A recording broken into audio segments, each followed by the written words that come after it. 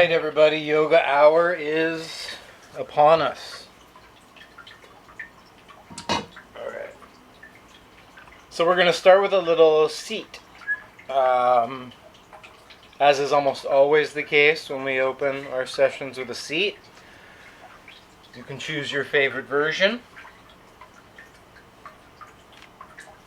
I don't always choose it, but I am a little partial to Vidasana, partially because it's so symmetrical, partially because I have the right equipment for it to be really comfortable and sort of optimized.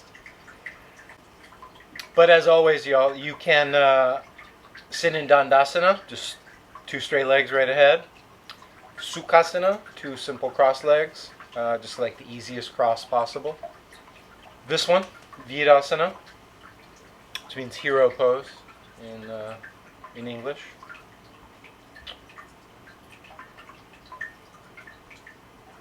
And then the last alternative, not bad, but probably only if you feel like you really need the support, sitting on a traditional chair. All right.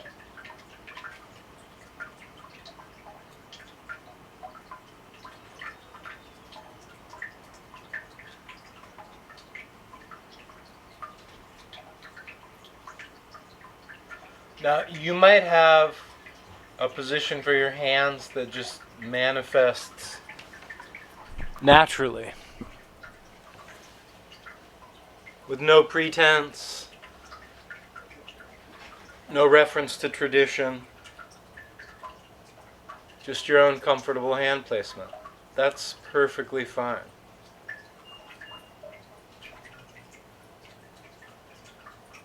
It's also fine to lean into the tradition of a handful of mudras that have been practiced for thousands of years.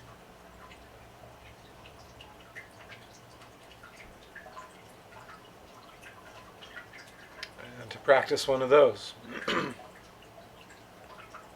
The three that I tend to teach the most, make reference to, this one, the gesture of meditation, the little bowl in the lap. Anjali Mudra, hands on the heart.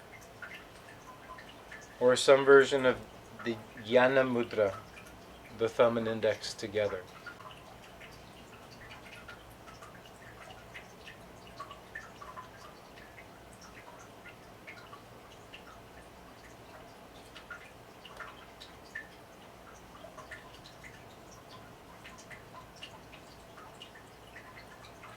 So once you've established a comfortable, formal or informal position for your hands, you've established a traditional yoga seat,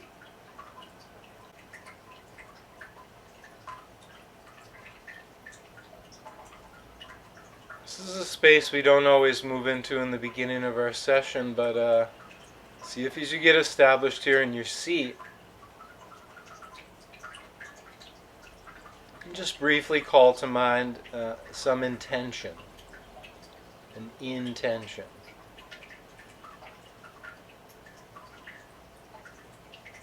Specifically an intention for your practice. Maybe you want to get a little stronger, a little more supple. Maybe you just want to feel better. Maybe you want to de-stress. Maybe you want to,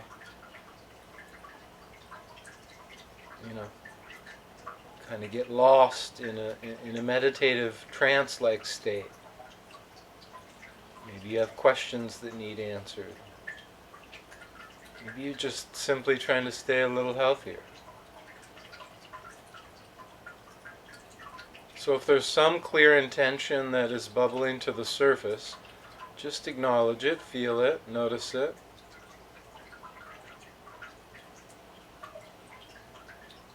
Or even establish one.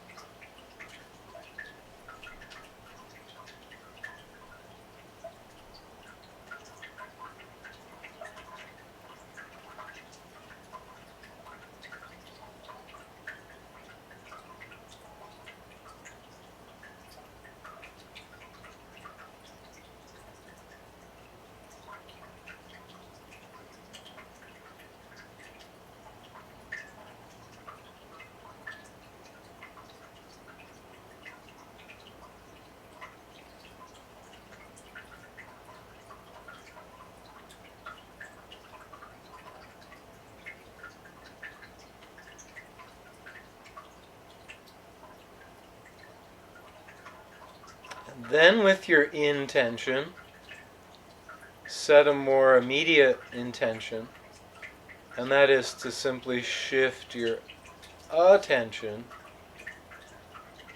to breathing sensations.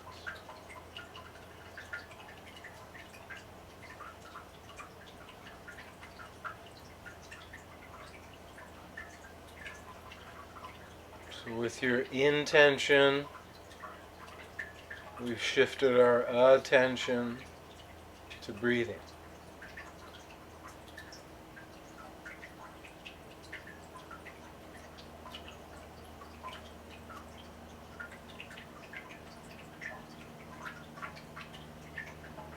And there's so much to notice about your breathing. One just kind of overall element is something referred to as a feeling tone.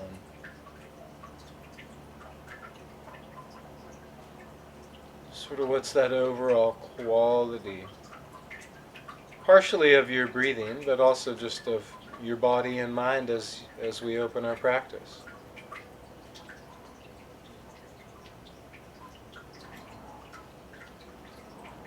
Restless, dull, attentive.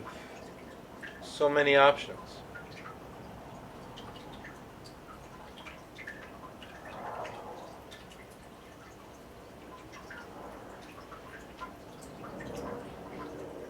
Additionally, as we drop into the sensations of breathing,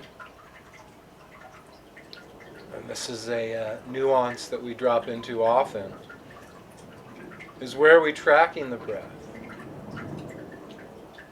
Some traditions say just, rest the awareness right at the gateway between you and the wider world.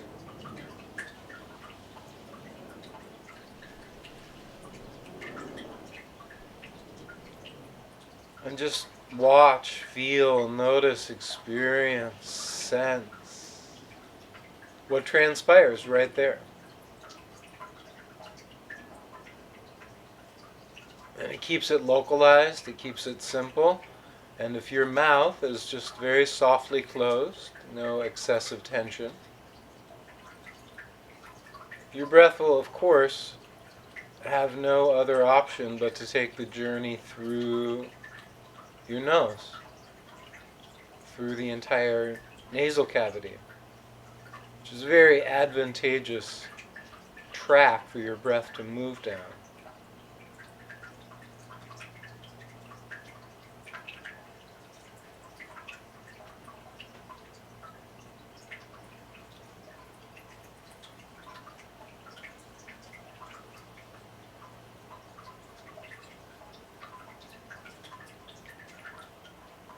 With the awareness here at the gateway, you're noticing, obviously, breath come in and breath go out.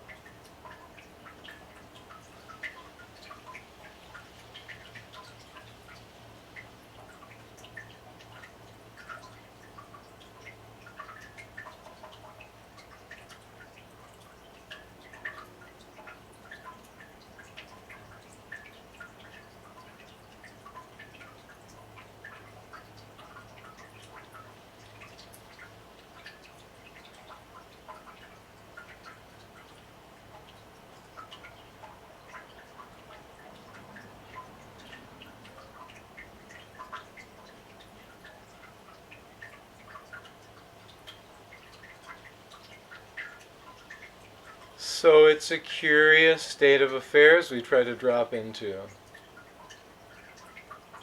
I don't think it's necessarily the right approach to just try to have the mind completely dominate the respiratory system in the body and insist that it breathe exactly and specifically how you want it to. But it also doesn't have to be the case that we're just completely laissez-faire and letting the body do it while we're tuned out. So it's this team effort of intention, attention, the physical body, our brain, our mind, all coming together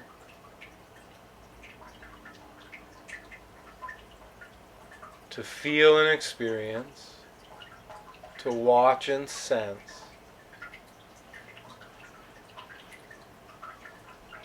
breathing as it happens in the now.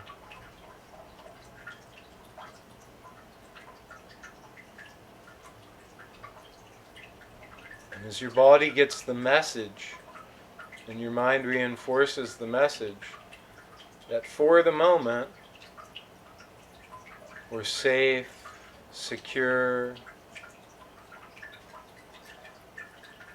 comfortable,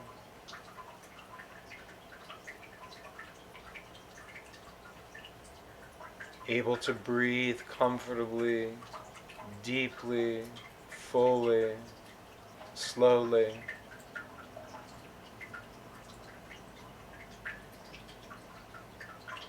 And facilitate our own innate capacity for calm,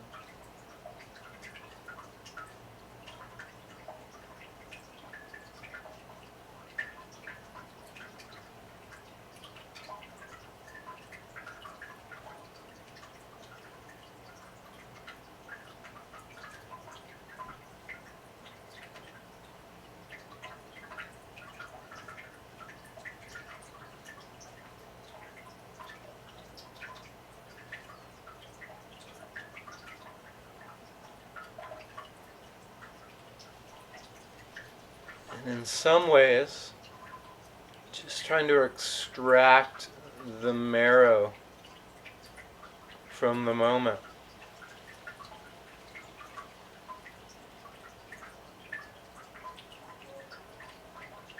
Just enjoying consciousness and its contents.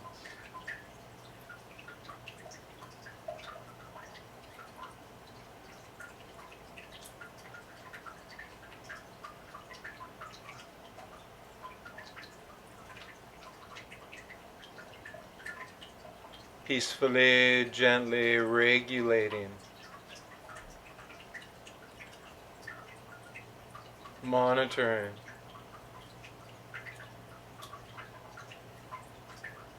and also to agree just being with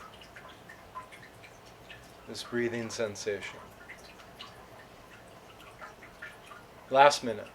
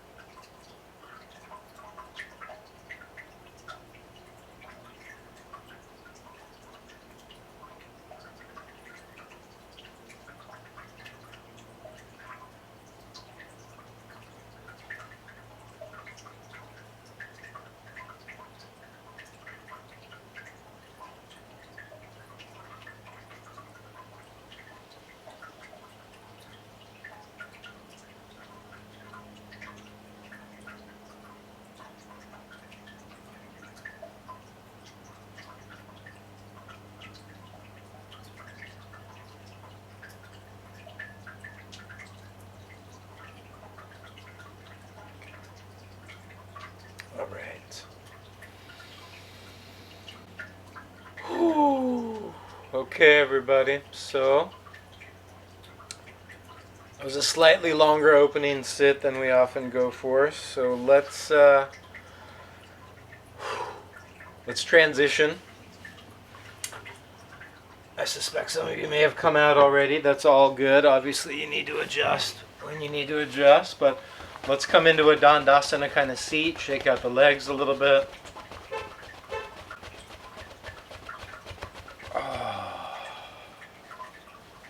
Roll around the ankles. And then let's post up backward with the arms and give the trunk a little back bend. Give the neck a little extension. Let the back arch slightly. Give the shoulders a little stretch.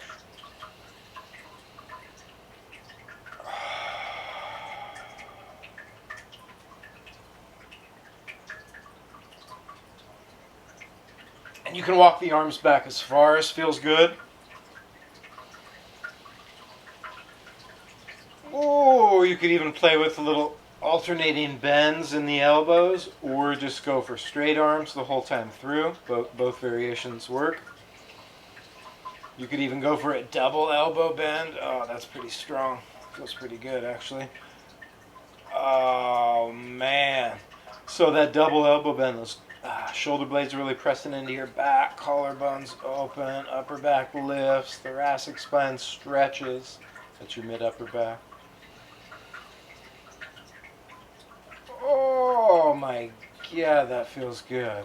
Whew. Okay, eventually everybody, let's come to a wider stance with the legs and neutral sit with the torso, not backward.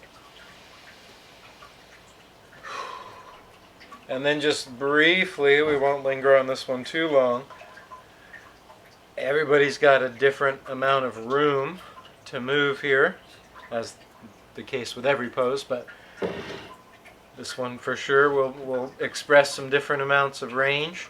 You just do the forward part. So we started backward and we sat upright, and now we're to forward. Last few breaths here. Now if you let your head really hang kind of lower than the rest of your spine, at least in relation to the rest of your spine, it doesn't actually get to the floor, it gets a little nervier. You can kind of, when you just experience it in a slightly different way, you may like that, you may not like it at all and want to avoid that head hang. I kind of like it. It just sort of reinforces just the whole body aspect and actually feels kind of like a nice stretch. So it's not too much for me. Last couple breaths here.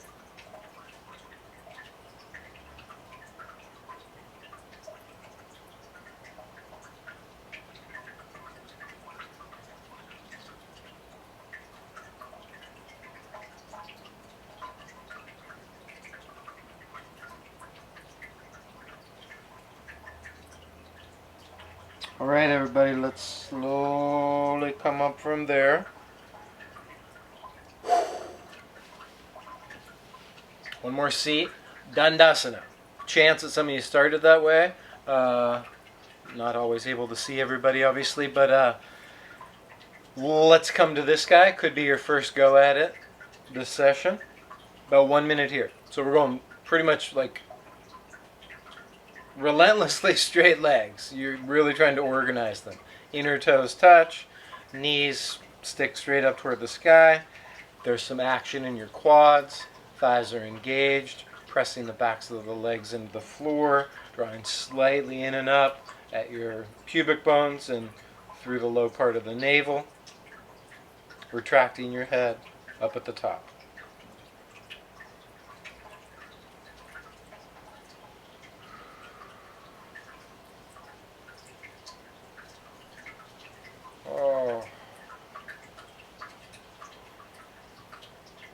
Dandasana, the staff pose.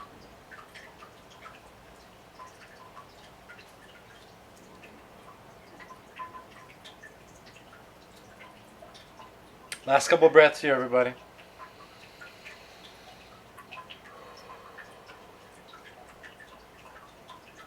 Oh. All right. Let's get working a little more. Oh my God, the set always Seems harder than I think it's going to be. Okay, one round, everybody. You're going to flex one knee into the chest. Basically, the Apanasana move we often do when we're lying on our back. Extend out through the leg that was really stayed straight the whole time through. And then let's do little beats up and down.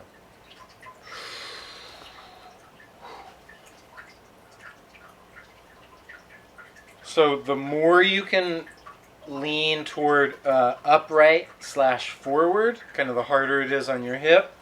And the more you lean back, it's probably a little easier, although technically, there's probably some other little part of your body that's working a little harder. But for most of us, leaning back feels a little more forgiving. And trying to really lean, oh my God, lean forward and into it's pretty arduous. But in a good way, really develop some strength. Ay, ay, ay. Let's switch. Last one. Just one round on each leg. So Apanasana on one leg, hug the knee to the chest. Long active leg with little beats. If it's just cramp inducing, immediately back off. Maybe don't do the little beats. Just squeeze the legs strong instead of the lift and lower. Or back up a little bit. If it feels good, lean into it by coming forward a little more. Oh. Man, that's good. Okay.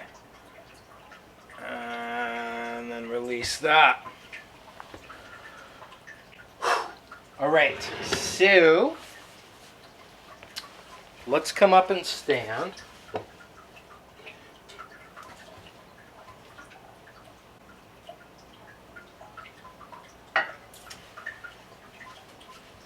All right. So we're making our way to our feet.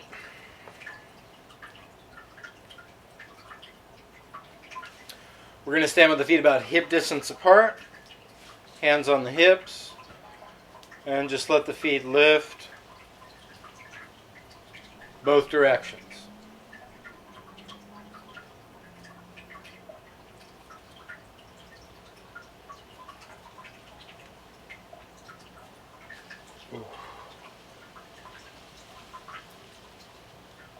Sometimes that lift the toes is a little challenging to maintain balance through, but just do what you can.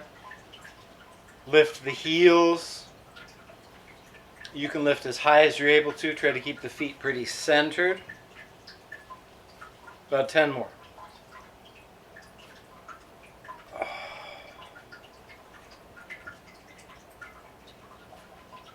Ay, ay, ay.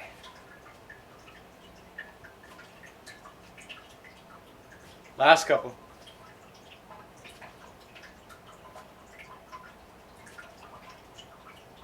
Okay. And then let's release that. Let's go kind of wide feet, about as wide as your mat, distinctly wider than round one. And try again.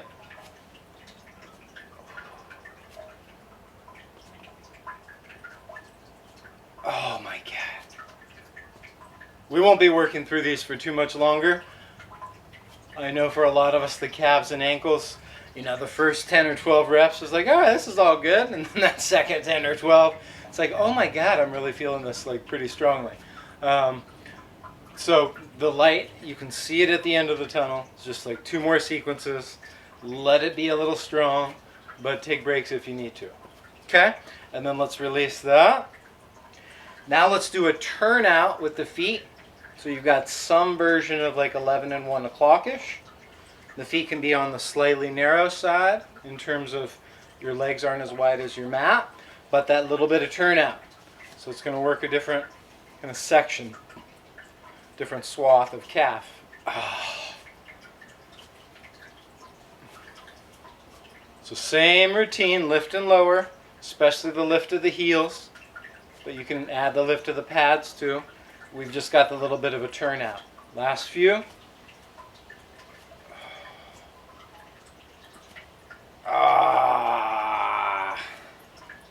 Okay. And then release. Woo-hoo-hoo-hoo. That cooks. All right. Last one. Go back to straight ahead at any width that feels good. So wide or narrow, but straight ahead. And let's try to time with the arms. So let's just, before we hit the feet, but we're going to hit them real soon, get the arms going. So it looks like this. Inhale, arms up. Exhale, arms down. Not the French press. Inhale, arms up. Exhale, arms down. And then coordinate the feet. Inhale, arms and heels up. Almost like the arms are bringing up the heels, like they're controlled together. And exhale, arms down, heels down. One inhale. The rising tide lifts all boats here. That sounds so goofy. But the rising tide of inhale, the rising of arms, and the lifting of heels really is all coordinated as a singular event. And then the exhalation just kind of brings everything back to neutral for a moment. Try that 2 or 3 more times on your own. If it's too easy, you can close your eyes. If you want to add extra parts, you can pause at the top or bottom while holding your breath. So you could do this like as a, you want a marathon version of this or big full version. Take 10 seconds to inhale with your eyes closed. Hold it for 5 seconds at the top with your eyes closed and holding your breath. Exhale for 10 seconds with your eyes closed as you lower. Pause at the bottom for 5 seconds. I'm not presuming most of us are doing that. That's a pretty darn hard one for me. But that's taking a relatively easy pose and just kind of adding more and more challenge. Last one. At minimum, inhale up, exhale down, but lots of other options on the table. Oh, man. Whew. All right, y'all. So,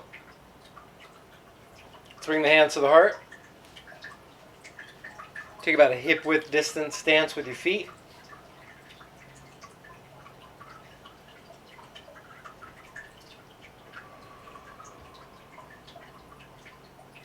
Reconnect to your breathing.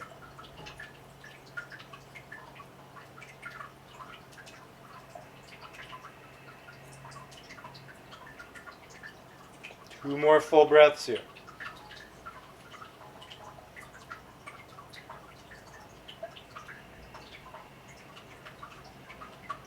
One more full breath here. And then with grounded flat feet on an inhale, same kind of sweep, reach the arms up. But with neutral flat feet, exhale, hinge from your hips, round from your back, find the floor. Walk the hands up onto the middle of your shins without falling into the back of your knees too much. So keep drawing your hips a little forward. And then lift the breastbone upward and forward. Find the optimized slope for the back of your neck, which admittedly is a bit challenging. You really can never see it. And you've really just got to intuit back there where the alignment is. On next exhale, hinge back down. And then just ease your way, everybody, to all fours. Should be a pretty smooth transition there. And then from all fours, about 6 times, push and pull. The human battering ram. I mean, that's a very violent image, so I don't mean it in that way. But just that it's kind of like a solid cylinder or column that just moves parallel to the earth. You wouldn't want the battering ram to flex and extend like cat and dog tail. It stays like a plank. Huh? Next, totally unlike the battering ram analogy, you round and arch. Like an organism. Not like a machine. not like anything mechanical.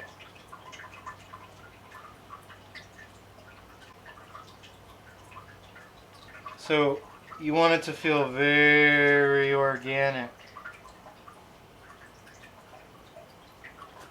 Now, being that this is one of the poses that we come to, about as regularly as any other, one, because that is the case, it offers you the capacity to sort of gain some mastery over it. But there's also a way in which, there's novelty. There's habit and novelty. We've done it before, habit part, but we've never done it at this exact moment, this exact day, with these exact movements coming prior. So it's new. It's fresh.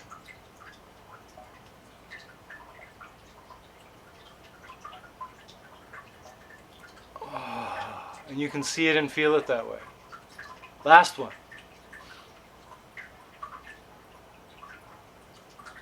On this next cat, merge backward and downward toward a child's pose.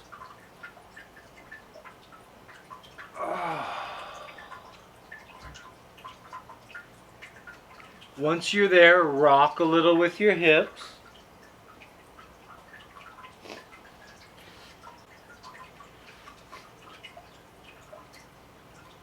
Shift to all fours. Let the hands receive a pretty substantial amount of weight. Obviously, you don't want it to hurt your wrists ever, but the arms are going to start bearing some more weight. Tuck toes and lift up your hips. So little by little, push toward the dog pose angle. Like I'm still working my way there, still working my way there, still working my way there. Pretty much just locked into it.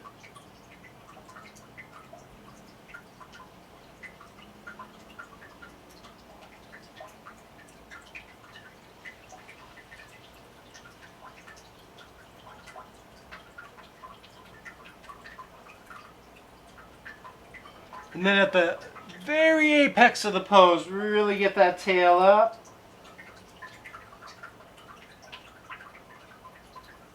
Head released. And then to shift, we're going to drop knees to the ground. Set them down, don't drop them. Hinge the hips back to the feet.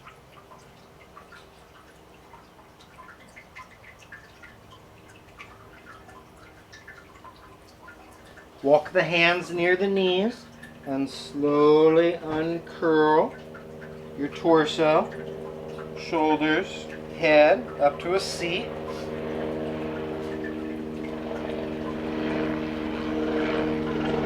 Couple options here.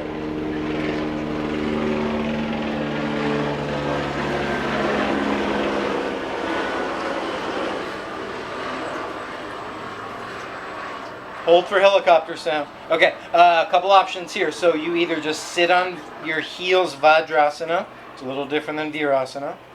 Or you sit on your heels and post up backward under your arms, kind of like some of the earlier warm-ups. Or you sit on your heels, post up on your arms, and maybe lift up your knees a tiny bit. That's going to, for almost everybody, put their ankles kind of at the edge range of stretch.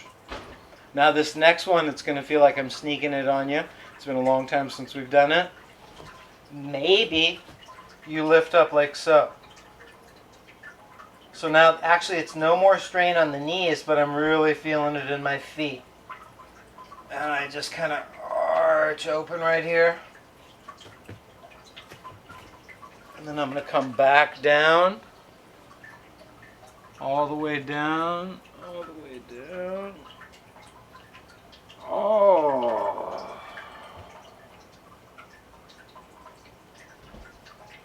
And then lastly, everybody, uncurl your torso back up to a seat. All right, let's go through this one more time. It's really a variation on one of my mentor's sequences. teacher named Erich Schiffmann. He called it the heavy-handed dog pose vinyasa. All right, so a little different. We're going to start with the thumbs at the crease where the thighs and the midsection meet. We're going to lift up the chest, roll back the elbows, roll back the shoulders, and hinge. Oh, that feels good.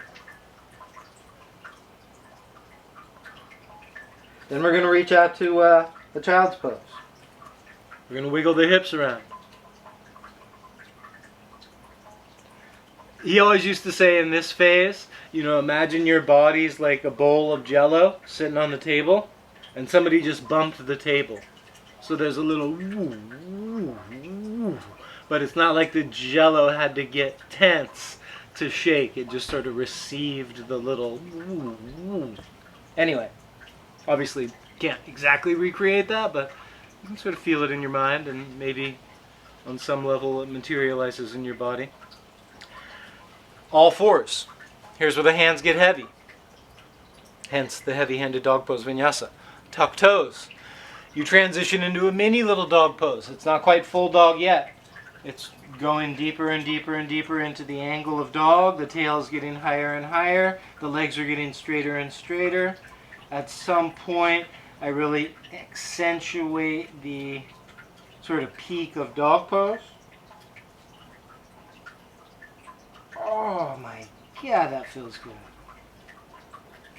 And then it basically all just gets put in reverse. Slowly back to sort of a plank, sort of a hovering all fours, and then knees on the ground. Back to a child's pose. Back to a slow uncurl, up to a seat. Depending on your tolerance here, maybe you just sit, forget all the back bending. Maybe you just post up with the arms, forget the knee lift. Maybe there's a little bit of both, and you kind of go for it.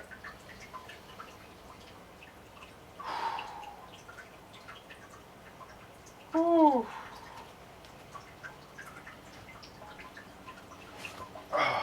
And then back down. I had to adjust my feet there for a second. And then you're coming all the way back to child's pose before we push up to a seat. Oh.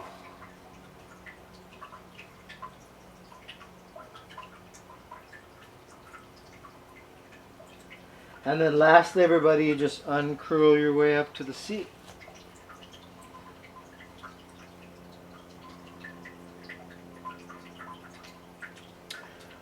All right, heavy-handed dog pose vinyasa. It's been quite a while. Let's stand again. All right.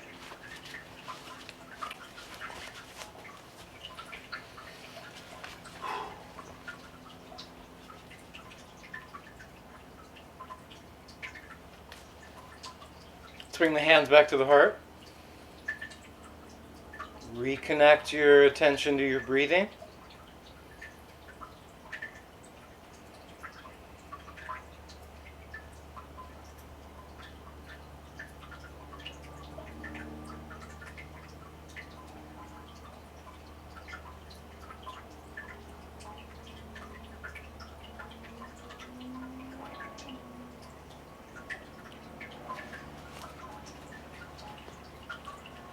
So we're going to do a very simple version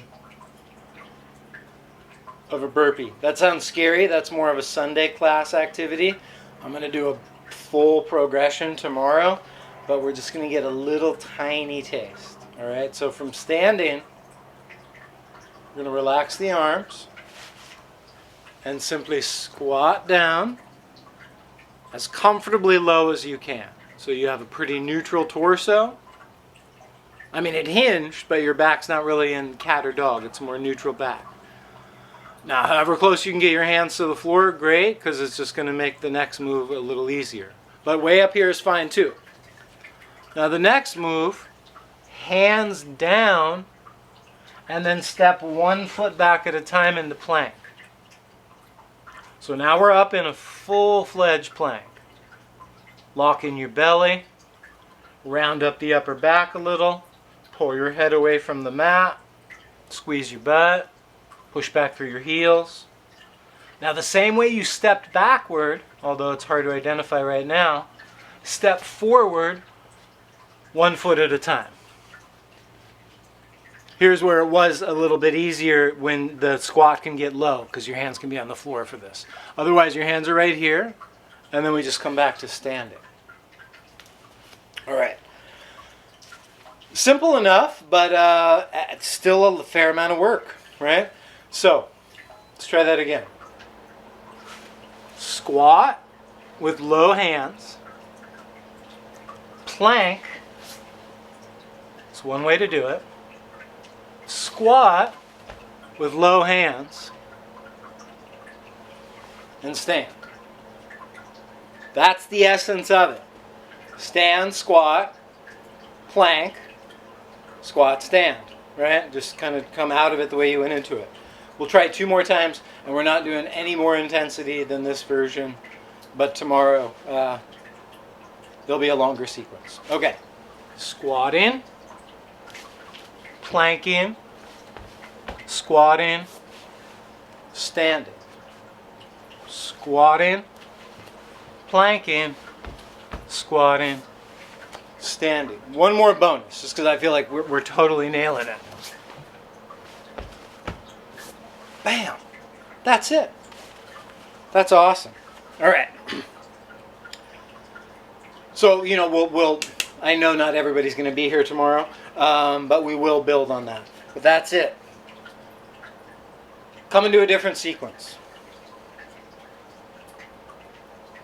I'm loving this pose lately. It's half Uttanasana, half runner stretch. Some people call it a single leg deadlift.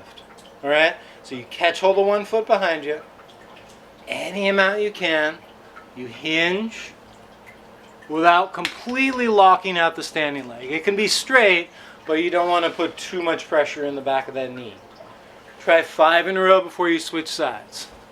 Hinge. That was a little shaky. Neutral. Hinge.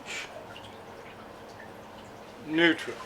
You're basically playing along as though your bent leg that you're holding were an attachment to your tail. So whatever angle your tail starts to assume, here it's parallel to the earth, here it's perpendicular to the earth, well, the thigh is going to correspond. Exact same line as tail. So good. Last one. Oh my God. Okay, then a half dozen on the new side. So if you can follow that same pattern, like I don't think I brought my foot down the whole time. You're staying in the balancing pose. So that's one element the whole time through. You're practicing the hip hinge. That's one element the whole time through. And you're reinforcing this quad stretch, thigh stretch the whole time through. And every hinge from the hips, you've just got this thigh attached. And it's like a continuation of your tail. Vertical. Horizontal. Vertical. Oh my God, it's so good. Horizontal. Last one.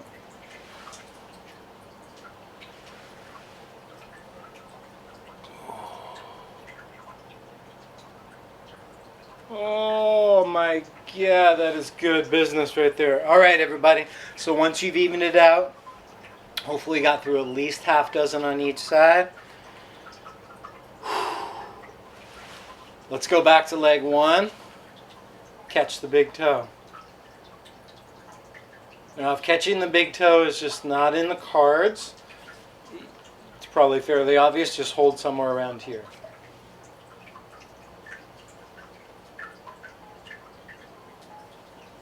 We're going to push the leg forward.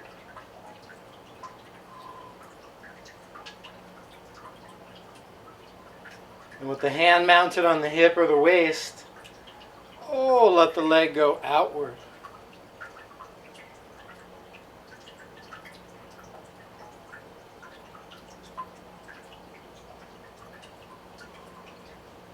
And then lastly, let the leg come forward again. No hands. Hold for 5, 4, 3, 2, 1. Release. Okay. New side. Only one time through. Padagustasana. Pada's your ped, your foot. Hasta's your hand. Hand to foot pose. But please feel free to just hold your shin and your knee. Straight ahead.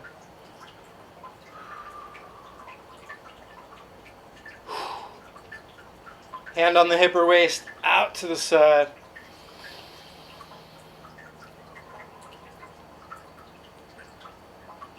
And the yoga strap can be your friend in this one too, but I didn't cue that on side 1, so probably just modifying with arms. Last round, leg is straight ahead. Oh. No hands. 5, 4, 3, 2, 1. Release! All right. Not the 10-minute version. Still not today. We may never do it. I flirt with it, but maybe one day. 2 minutes though. Low squat. So if you somehow are capable enough to predict the future and you know you cannot do this for 2 minutes, you can obviously just sit with your bottom on the ground in some like seated pose that looks a little like this. Maybe you do it for 30 seconds, take a 10-second break, back into it. Or maybe if you simply patted the heels sufficiently, this pose might get radically easier for you. Oh my God. It just got radically easier for me. Okay. Now, at some point, I'd want to be able to transition away from a heel-supported version of squatting, as I don't walk around all day with lifted heels. However, this is a nice place to adapt to a good squat, to reinforce kind of in your mind and body, oh, I really can do it. Maybe, in fact, every single part from head to ankle crease is great and adapted well to be in this pose. Your ankles are just a little tight. So when you take care of that one issue, basically the whole pose clears up. So that is a huge advantage, particularly if it's a mindset shift wherein you thought, I can't squat for 2 minutes. And all of a sudden, with an inch lift under your heels, you're game for 3 minutes. That's awesome. Now, having said that, and meant it, I really do, flat-footed is great if you can pull that off. Last minute, in fact, probably about last 20 seconds. And obviously you just come out if you need to, everybody, I get it. But in order to get to the 10-minute squat, we've really got to get to the 2-minute squat. That's 2 on the clock. I was keeping an eye on it. So let's sit ourselves back down. Basically come back to one of our opening poses. Extend the legs out. Open the arms backward. So post up on those hands.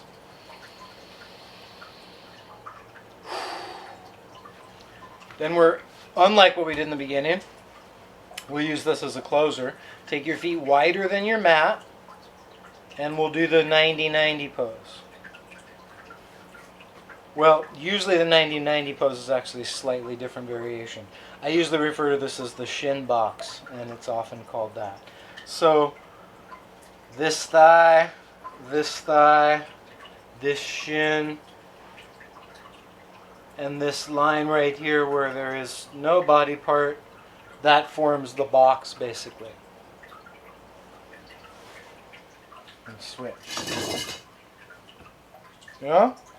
So you've just got this series of right angles manifesting. And you can just go back and forth as one option, which we're definitely employing. But then you can also modify by leaning back less on your hands, maybe even not leaning back at all. Makes it a little more challenging. And or adding a lean out toward the open leg, which is more pigeon stretch. Or a lean, or like a little twist, toward the inside leg, which is reinforcing more inward rotation. Oh my God. So last couple rounds. You've got the lean back option. You've got the sit upright option. You've got the sit upright option with external reference and emphases. You've got the sit up option with internal focus. Last go. Oh my God, that feels good. Whew. Let's come on back.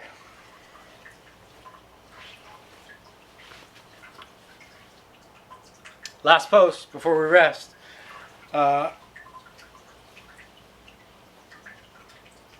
Cross one foot over the leg. So you've got the bent knee, right? It's normally on one side of your body. You try to kind of move it over to the other side. So maybe right knee lands close to left shoulder. Then your free arm, that's not holding on to this leg, can do a couple things. It can post up behind you and help you get upward length through your spine. It can post up behind you and help facilitate more twist. It could even wrap around behind you like you're reaching for your left pant pocket.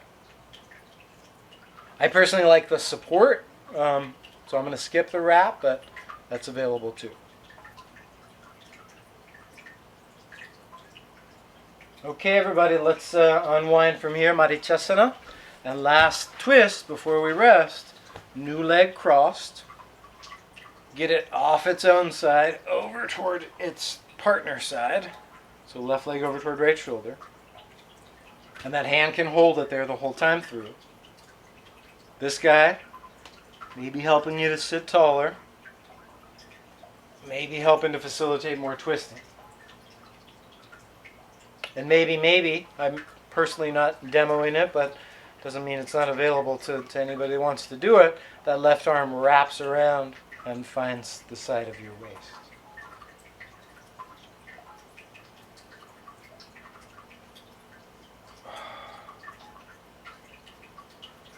Oh my God, that feels good. One more big breath here, everybody.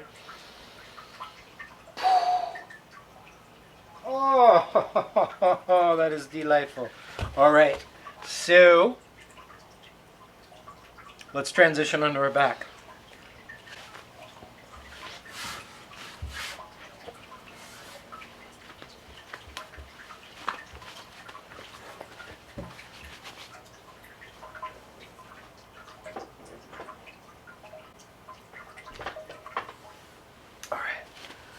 So everybody, once you're down on your back, you just want to find like the most palatable shape for your arms. Down along your side or out, wherever it feels good.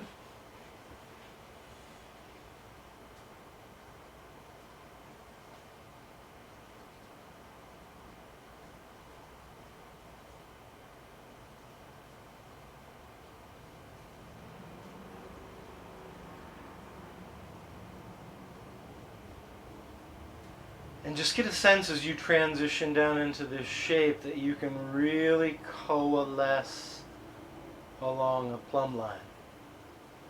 Right along this like imaginary plumb line that runs directly through your center. So it would like bisect your left and right, your top and your bottom. And you're just right on that balancing line.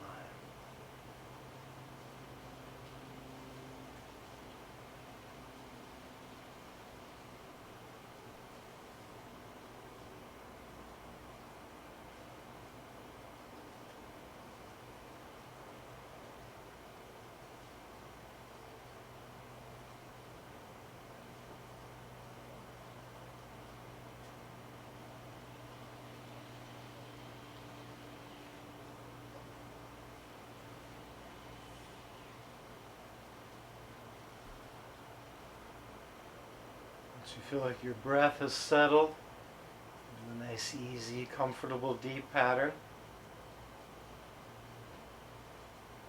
Essentially, I mean, all these metaphors break down. So anytime I use a metaphor like this, it's always a little something lacking. But essentially, for the rest of our corpse pose, even just the few minutes that we're here, kind of just set it on autopilot.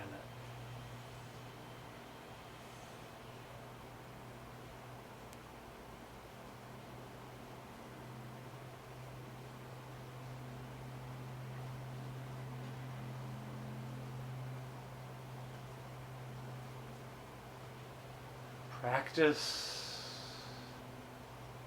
relaxing, letting go.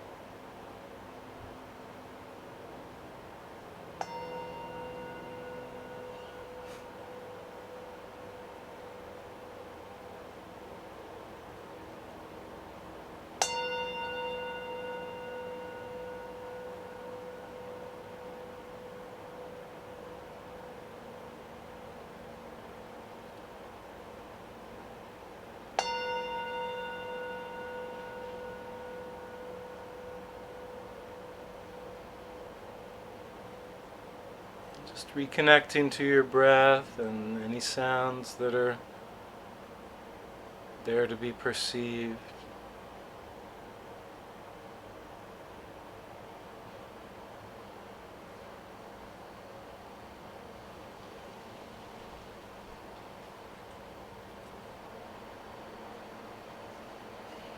And just finding your favorite transition back up to any comfortable seat.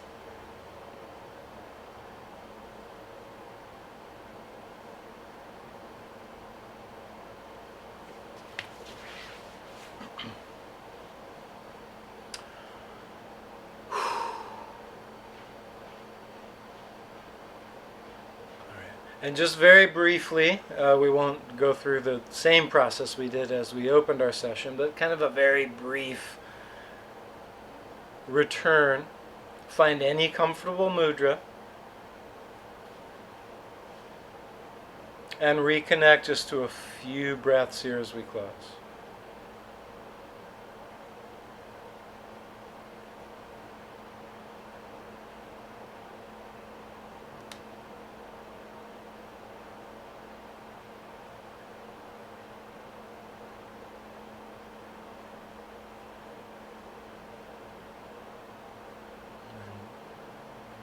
Just in a non-verbal way, feel free to give a little thanks to everybody else that's gathered here virtually.